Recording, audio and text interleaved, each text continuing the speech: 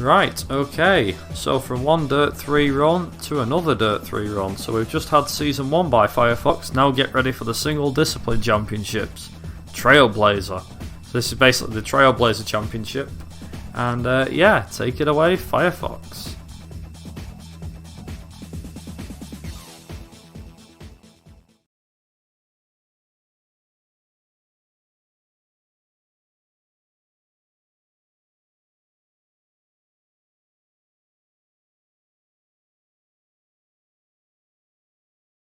You're live. Go ahead. Hello, and welcome back.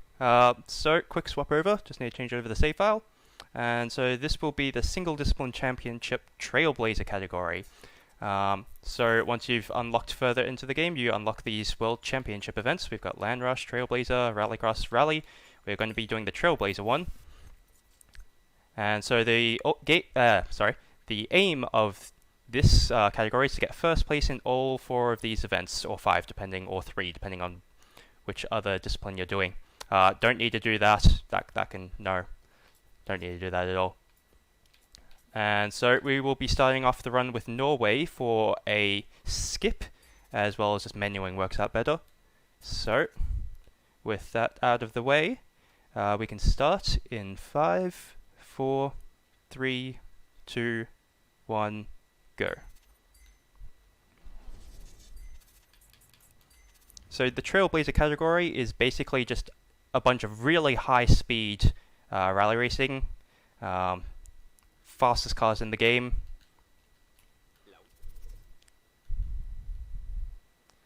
So if we crash, it's going to be spectacular.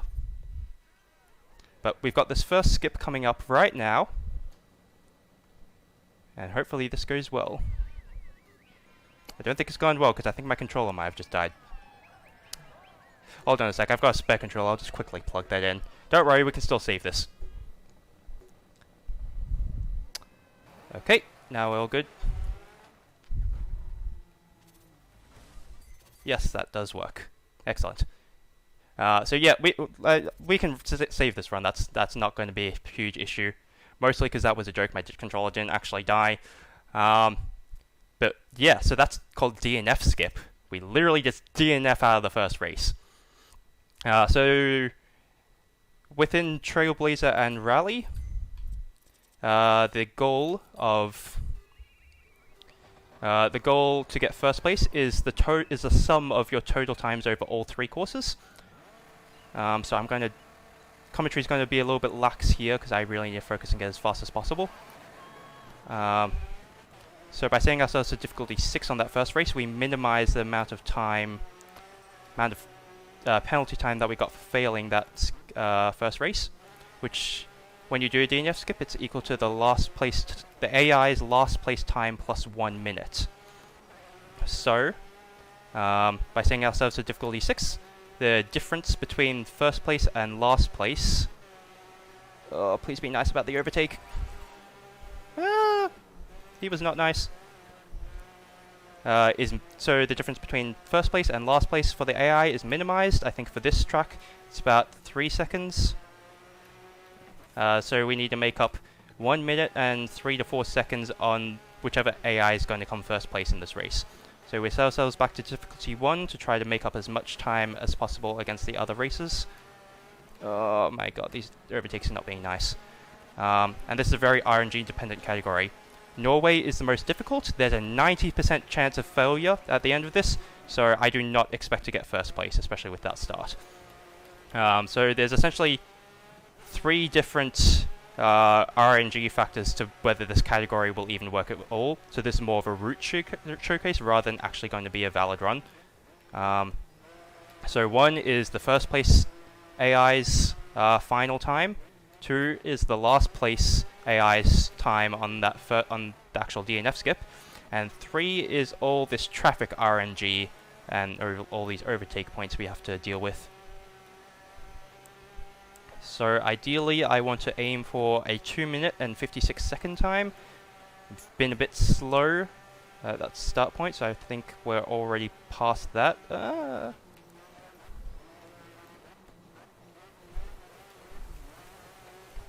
Yeah, so currently, especially with these overtakes, they're messing up my lines really badly at the moment. So I have had runs where I can get a 254 even with traffic on. That was a very lucky run though at the time.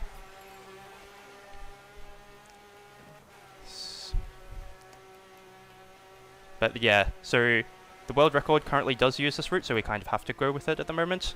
I'm playing it a little bit safe, a little bit slow just so I don't crash out, because we're most likely not going to get first place in this event with that DNF skip, even though it is theoretically possible. However, if we're lucky, this will actually work out. We'll take a look at the final times at the end, just to show off how close of a run this is. So whenever you do a DNF skip, it's basically a combination of skill and luck. So the faster you go, the less you have to deal with the RNG. 57, low 57, that's not too bad actually. So the faster you go, the less RNG you have to deal with. But yeah, there is still just a limit.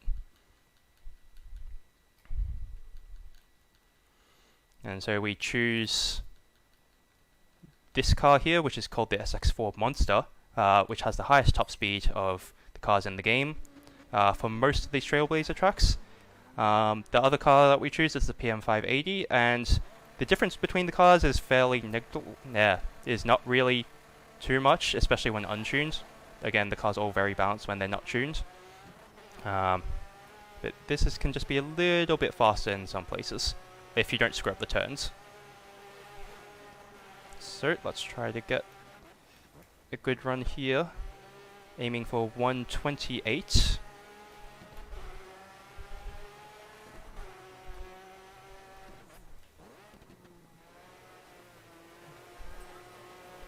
Nice smooth corners that we want to aim for. I don't like having to overtake at this section. Is he on the inside? He's on the inside. Have to go around the outside. But yeah, if you have any slowdown at all, it is very difficult to get 128 on this course. So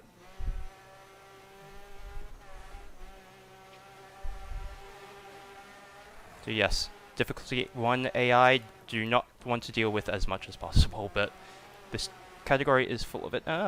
Choose which. Don't go in the center. Can't tell what you're doing when you go in the center. Typically, if you overtake the AI on a straightaway, they do recognize that you're going to overtake them, and they will move to one side or the other. But if there's even a slight corner, they will stick on their racing line. The worst possible case is when you have to overtake 2 AI at the same time, and the back one is trying to overtake the front one. And then there's just no room to overtake either. So let's take a quick look at the final times here. Oh my goodness, that was... Wow.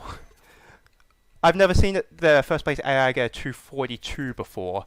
Normally it's like a 640 is the good RNG. That was fantastic RNG. If I'd gone like literally a millisecond faster, we would have had an actual run on our hands. I'm so sad by that. Oh my god. We got the good RNG on the actual marathon run. I wasn't expecting that. And I screwed it up as well. Because marathon safety.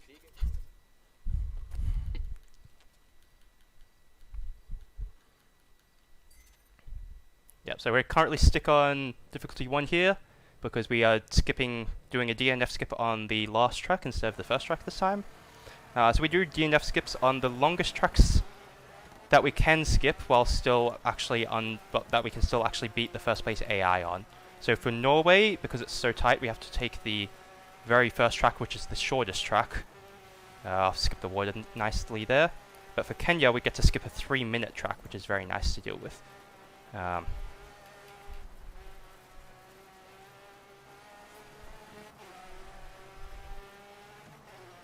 So yeah, for this track, that first corner that we just did is basically the only corner, only real corner that we have to deal with. Avoid that boulder, because I've definitely crashed into that way too many times. So Kenya is a very straight track. This is the only course where using the SX4 Monster has a significant difference, even when untuned. All the other cars just can't reach the top speed, and this is a very top speedy track. But Kenya's also a bit dangerous for those metal plates. And overtaking AI along those metal plates is also another very dangerous overtake point, so we hopefully do not want to deal with that RNG as well. Because it's very easy to crash if you have no grip going over those metal plates. So looking for about a 126 here.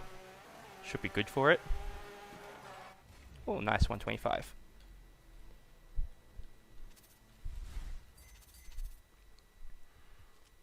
So Kenya's one short track and then two long tracks. Norway was short, long, short. Finland and Michigan is also short, long, short. But we unfortunately can't do any DNF skips in Finland or Michigan just because the courses are overall just too short. So Kenya and Norway's long tracks are just under 3 minutes, while Finland and Michigan's long tracks are under 2 minutes and 30 seconds. So it's that 30-second difference that makes the DNF skip not possible on those other two tracks, which is unfortunate. DNF skip is much easier during an actual any % run, because you normally don't have to deal with 3 events. You usually get 4 or 5 events that you can do DNF skip. Sorry, 4 or 5 tracks in a single event that you can do DNF skip on. So you get like a whole extra track to make up time on the AI for. There is a couple of tracks where getting second place can have get out of the way. That you can get a second place on. However, due to even with that second place, you get enough points to move on through the career, so it's not, so again, it's much easier. So even if you do get bad RNG on one, it's still perfectly safe to do to continue with the run during an actual any % run. But we don't get to DNF skips until, let me squeeze through there, thank you. We don't get to DNF skips until, oh no, this is what I'm talking about with the gates. Just lost a lot of time there because we're normally full speed down this section, so we really should be at top speed by now, but nope, thanks to that AI. Poor placement there. But we don't get to DNF skips until Season 3 and Season 4. There's one DNF skip that we can do in Season 3, and I think there's 3 DNF skips in Season 4. So overall, during an 80% run, DNF skip saves about 15 minutes, which is by far the biggest time save that we get during the full career mode. Dialogue skip by itself saves about 5 minutes because most of the dialogue is done in Season 1. There's a little bit in Season 2, but yeah. So skip the water there again.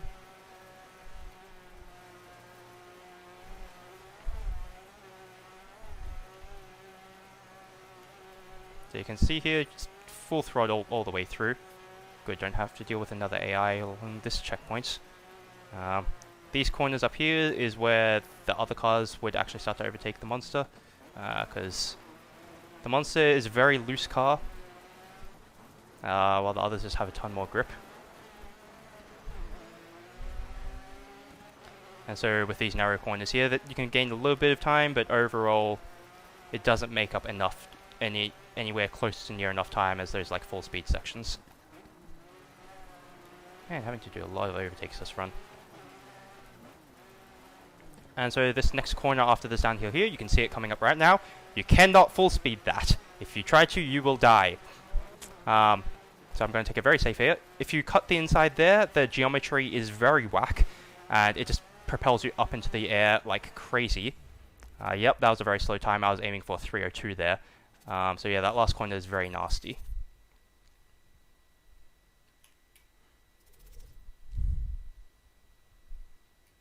So always just play that safer than it needs, because crashing is bad. Good commentary, good commentary. Yep, so DNF skip for this track here. We will be going to difficulty 5 though, just because it sets up the difficulty for Finland and Michigan. Because doing difficulty 6, DNF DNF's difficulty 6 Michigan is very difficult for some reason. And doing difficulty 5 on here, the first place AI and the last place AI is at maximum about 10 seconds apart. On difficulty 6 it's normally about 3 to 4 like I mentioned before, so we're not really losing too much time here. And there's a lot of, and with good RNG is about 20 seconds below. Oh, that's, yeah, very close. At least we got a successful DNF skip. Yay! Way closer than it needed to be though. Like I lost 4 seconds in that second race, so thanks to the AI. But yeah, this Kenya one has a much higher chance of actually succeeding. It's still failable with bad RNG, but the failure rate on Kenya I would say is about 20%, while the failure rate on Norway is honestly about 90%.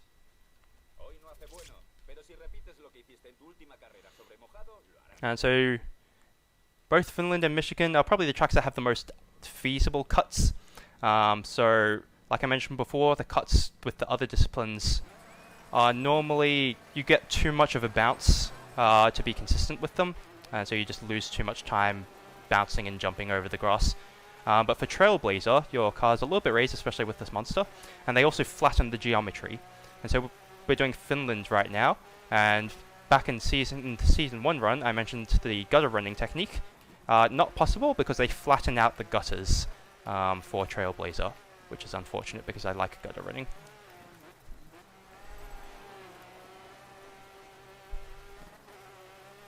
But yeah, a couple of small unintentional cuts that we will be doing over in Finland and Michigan. There's one in this track here, towards the end of the race. But the long tracks are always a combination of both short tracks, and so since we've got short, long, short in this one, we're basically doing the reverse of the first. We are doing the first half of the long track here, and for the third short track we will be doing the reverse of the first half of that long track, because good to reuse assets, and just reversing tracks is a very easy way to save on assets and coding, and it just feels like a new track anyway, so I really don't blame them. First cut coming up. Squeeze between here. Always a bit scary, that one. Lost my bumper. Ideally I'd wanted 135 there.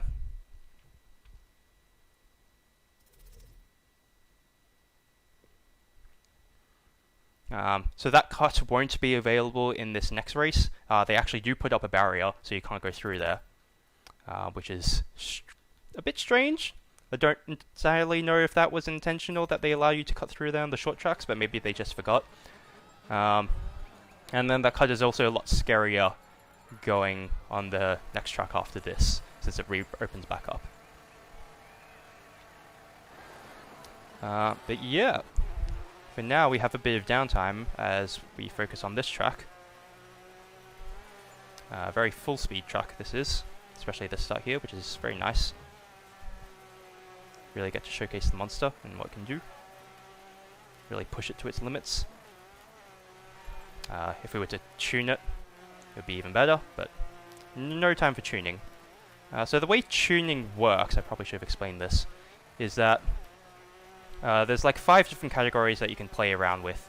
But the problem is they don't save between races. If they saved throughout an entire event, then it might be useful to apply a tuning to it. And you can, but unfortunately there's not. They don't do that, so you would have to reapply the same tuning every single time, which is very annoying. You can save presets. Oh no, bad oversteer there. And that's why we choose difficulty 5 and not difficulty 6, because if I had chosen difficulty 6, we would have been screwed based on that one spin out. Yep. But for the most part, should still be able to clutch out first place here.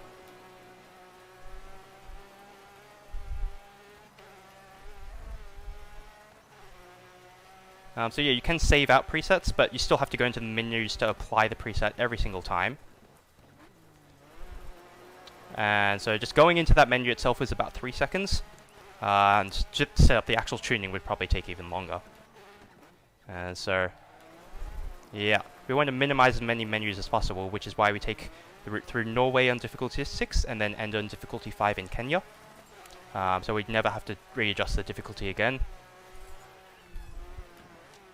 And it also means that, like, with Norway being the most RNG dependent of this category, then, like, we get that out of the way as soon as possible, and we can just grind Norway a bit for good RNG when we actually do go for proper runs.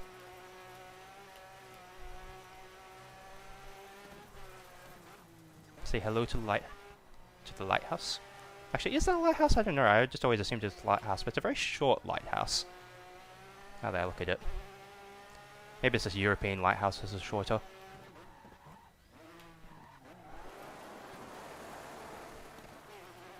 Most awkward corner of the game.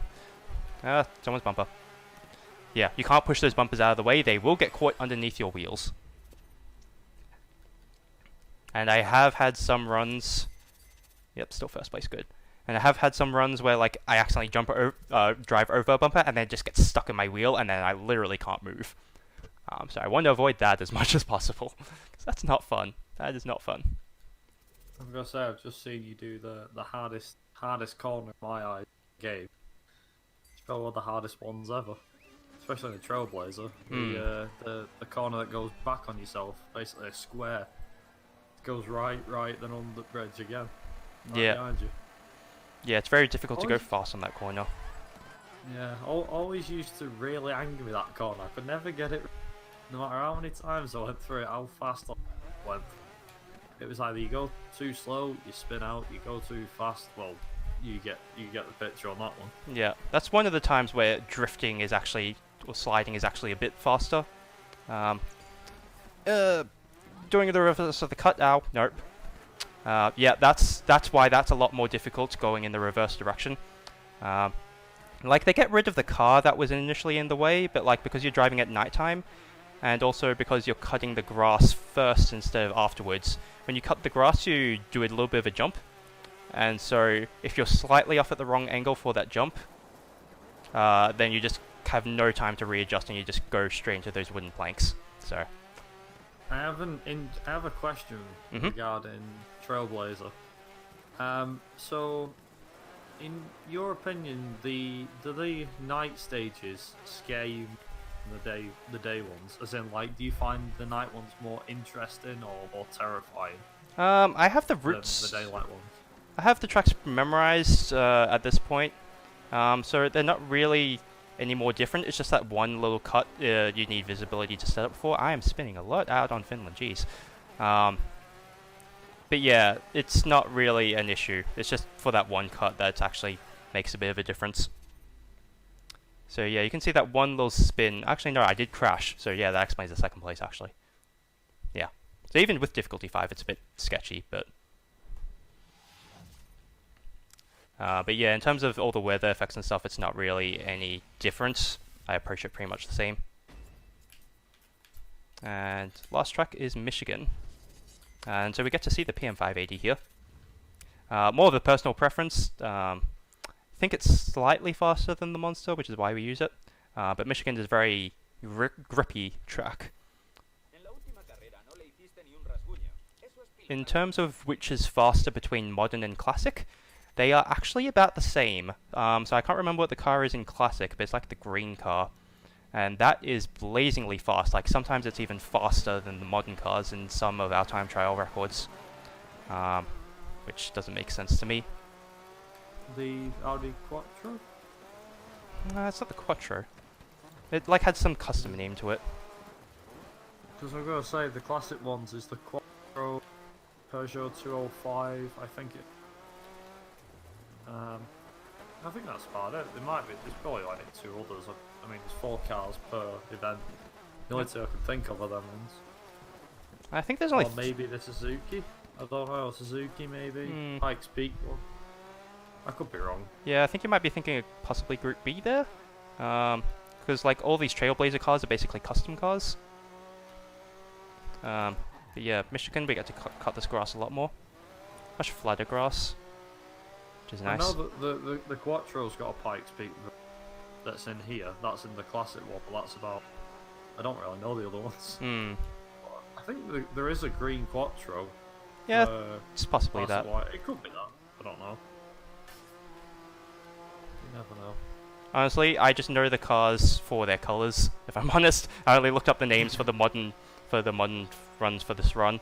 So. I have to admit, one thing that stood out. I mean, I know Young on his run that he liked the Dirt 2 a bit more than Dirt 3. I always thought Dirt 3 got its sounds a bit better, nailed them better. Plus, I think the car selection was improved here as well. I mean, we did have Audi Quattros and stuff in the first Dirt. They didn't really make much from the prints in the second one, but then the third one, they were there and thereabouts, and they were really fun to drive. Trailblazer, I think, to be honest, Trailblazer is like the most frantic and obviously one of the most, the most frantic and quickest runs that there is, I think, in terms of championships. Yeah, absolutely. By the looks of it, I mean, even if it might, I don't think it is. Is it the shortest like individual championship? I presume so. Only because of DNF skipping. I think it's the Land Rush / Buggy championship that's actually the fastest, simply because there's less courses that you have to do. So Trailblazer without DNF skipping is about 40 minutes, if I recall correctly. No, just under 40 minutes actually. Alright. If you were to do Land Rush / Buggies, it's about a 32-minute run. Just because you only have to do about 2 courses, I think. Even though it's just driving in circles for half an hour, it's very boring. Also, I spotted, same as what Mario spotted, the Evo 10 at the start of the stage.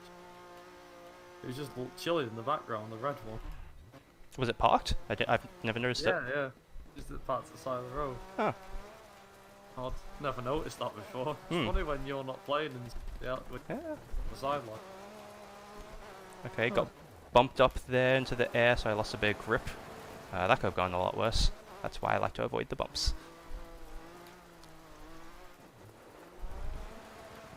Yeah, the only time we see an Evo 10 is with Gymkhana.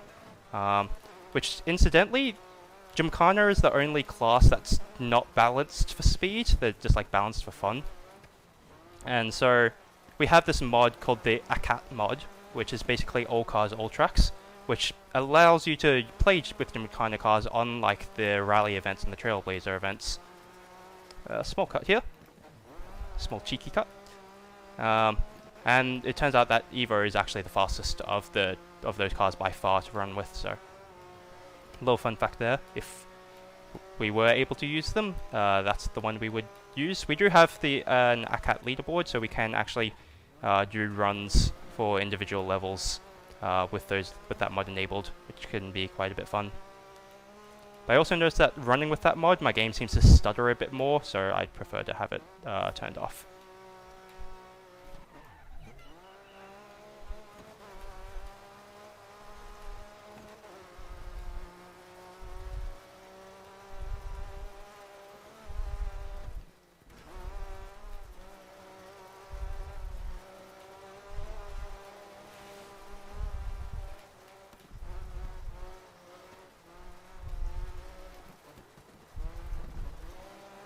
You know what's funny? I always used to think I was pretty good at this game until I saw like, I am not that good.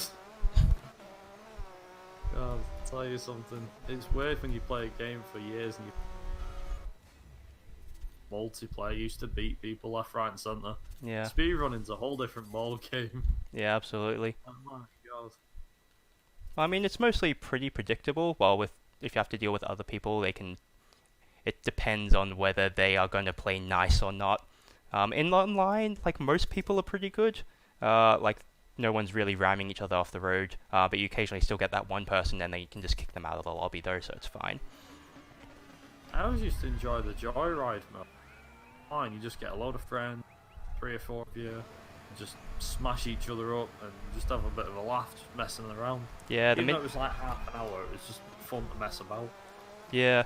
My favorite of the mini games would probably been the I can't remember what it was, but it's like one person is in the mini, the 60s mini, and then everyone else is just in super fast cars, and just whichever team can get the mini across the line the fastest, the first. And so everyone's just yeah, that's the one, and everyone's just smashing everyone up. One person drives the mini. Yeah. I always used to what? I mean, for me, I was like, I'd rather be the mini than the cat protecting the mini, because I thought, well, if I've got to be the one that's following a car, I'd rather be driving it than following it, because it's fun. Yeah. That's what the chase is all about. The cats basically smash, crash, and block the other guy in. I used to love doing it. Funnily enough, it still works now, I guarantee it. Try it for those that have never done it. If you ever played the cat and mouse before, if you're driving the mini, you see a fast car, you've probably done it before, but if you haven't, slam your brakes on, they go flying past you, drive through. I used to do it all the time. Like, I'd see a car come, slam the brakes on, swerve out the way. They'd be like, where's he going? Because obviously, you just got the forest. And I'd just stop and then come back on track and just go, thanks, bye, meow. Straight past. Oh, honestly, it's that's time, by the way. Oh, damn. Let me get myself ready.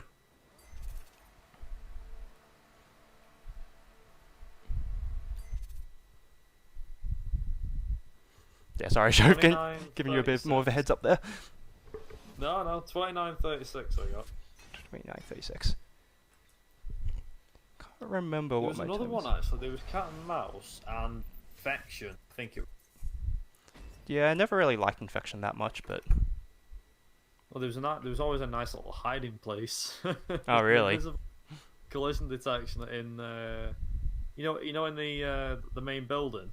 Mm-hmm. Actually, if you go in Joyride, we could probably show this off. Okay. I'm running the game in Spanish though, so do you remember the menus to get there? Yeah. Okay. You go right to the far end, I believe. Is it in multiplayer or My Dirt? So if right. If you go into the... When you're in season mode, just go right to the end. There's the Gymkhana. Outbreak, that's it, not infection. Outbreak. Yeah, so you do go right to the far left and Gymkhana thing. Oh, that thing, yeah, the parking lot. Far left hand side. And it should say Joyride. Fantasy Compound, that's it. Yeah, there's the parking lot stuff. And then, is it just parking lot or is there anything? There's parking lot, depot, and power station. Go with power station. Okay. I can bring up the other save file if it's on the last one. Yeah. If you crashed into the water, you became infected. Yeah, that was great. Yeah, I remember that. Yeah, I definitely tried that myself. Just like try to cheese everyone out. Any car works. Any car will work. So, right. So this is gonna be fun because now I've got to direct you. Unless you know it already. I do not. So there's an invisible collision barrier thing, and a lot of people actually, well, once it was found out, a lot of people used it in infection. Mm-hmm. So basically, if you go into the main building, go to the top floor where the jump is over the top, and then when you get there, just let me know. So it's like a jump right at the very top. Yep, I'm there. Right, so I think you're on the right side. Just double check, because I've got to wait for the stream to catch up. Yeah. Yeah. Okay, right. So on the top, if you go right to the very top of that ramp, don't jump off. Like go over that. Just jump. Just jump then. Just drive to the top of that ramp, and there's a flat bit of a surface you can drive to. Yeah. Once you've done that, turn the car to the right hand side. Yep. So you're facing all the way to the, as in, you're facing to the wall on the right. Yep, I got that. Right, give yourself a good run up. So back up. You might want to align it a bit more in the middle. Jump across. What you're gonna do is, I want you. So as far back as you can go without falling off. Drive towards the gap straight in front of you, as fast as you can. Ready? Okay. 3, Go. 2. Just put your foot down and just jump straight. Oh my goodness! What the hell? That is fantastic. Oh my god! Do I have to hold the accelerator the entire time? Hang on, wait. There you go. Nope. Oh my god, that's fantastic. I love that. Yeah. There you go. Oh, that's a great note to end on. For those that have never seen this is basically the infection-free zone. So, this weird glitch is useful for if you play infection. Now, if you're on the free map, which usually most people do, the car will stay in the air, and no matter how many times you get hit, regardless from behind, you can never get infected. Now, it doesn't always work. You can get infected sometimes, but for the most part, say you get the Mini Cooper, you can get away, and cars can barely get near you. And when they do, they can't infect you. The collision detection's a bit weird. When you get bored and you want to get down, you can just reset, and it'll put you down. It'll put you back either on the floor below or back on the ledge where you originally were. Clever, isn't it? It's fantastic, but I would not recommend using that online because you will get kicked out of the lobby real quick if you do that. People think you get lagged. Trust me, I've done it before. It's a laugh because people all try it. And the thing is, we've tried to fit more than one car on that ledge. Oh, really? If you try and fit multiple cars in there, we've actually managed to get 2 cars on there, but it's very tricky because the collision detection, it balances one car on, so your car, like now, it's perfectly sat there. But then you can get a car, and if you, I think, probably if you got the Mini, you can do it. But you can have multiple cars on there. We've managed to get 2 on there, but no more. When we've tried adding a third, the car just hits the invisible detection barrier, which it's supposed to hit anyway, and it just falls down. For some odd reason, yeah, this is the thing. I don't know how. That is how you wreck Dirt 3. That is great. Now, bear in mind, it's not really useful for a speedrun, unfortunately, but for online of messing about in infection mode, you can show it off. It's apparently been a thing for years, but there you go. So Codemasters never got around to fixing it then? Or just never noticed it, I guess? Here's the best thing. They updated the 360, the PS3, Steam, every version of the game several times over, and not once did this ever get patched out. That's great. They didn't even know. Like, there was videos of it online, and they just never patched it. I'm guessing they were like, no one's going to abuse it, are they? Famous last words. If you're doing an outbreak game mode, you'll often find, including me, that a lot of people drive up here and try that first before they get infected. But it's a lot of fun. That's what Dirt 3 is all about. This isn't exactly part of the fun. There is some nice hiding spots though. Yeah. There's definitely some I enjoyed. There's definitely some like odd respawn points. So like unfortunately within neither of these runs, there's a couple of tracks where like you can just cut like whole sections, like a single corner of the map because they didn't put the respawn in properly. So if you look at the Crocodile Point world record at the moment, there's this giant cliff that you're meant to go around, but you can just drive up the cliff, and if you go enough to the left, you don't get the respawn, and it's fun because you literally drive off a cliff into the finish, but you have to like crash into the finish in a certain way for it to work. Bloody hell. God, you guys really are breaking. I mean, grief. Yeah, I mean, for the most part, it's a very solid game, but there's just a few quirks in there that are just a bit fun to mess with. Well, on that note, I think unless you got any final words for anybody. No, I'd just like to thank you guys for having me and letting me have this opportunity to see you guys. Yeah, no worries. Thank you very much for being part of McRaeathon. We very much appreciate having your run. It's been absolutely awesome to watch, and to have both of your runs as well. I'm glad we managed to fit both in, and it was to our satisfaction and to yours, of course. And on that note as well, and on that bombshell, so to speak, we're actually going to just go to a quick intermission.